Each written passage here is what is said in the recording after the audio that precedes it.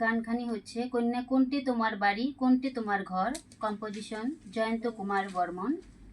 প্রথম রেকর্ড জয়ন্ত কুমার বর্মন ও কণিকা দাস কুণ্ডু। এখন রেকর্ডিং করছি আমি কণিকা দাস কুণ্ডু, সঙ্গে পীযূষ রায়।